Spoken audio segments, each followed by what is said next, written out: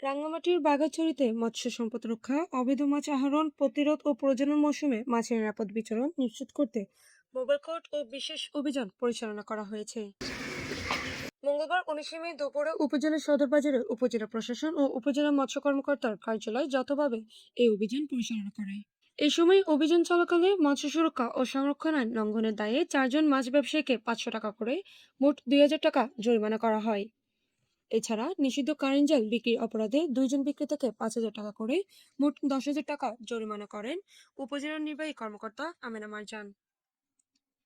এ সময় উপস্থিত ছিলেন উপজেলা মৎস্য কর্মকর্তা নব আলো চাকমা, বাগাইচুরি প্রেস ক্লাবের সাধারণ সম্পাদক আনোয়ার হোসেন, মৎস্যজীবী সমবায় সমিতির সাধারণ সম্পাদক মোহাম্মদ জাহিদ এবং আইন শৃঙ্খলা বাহিনীর সদস্যরা।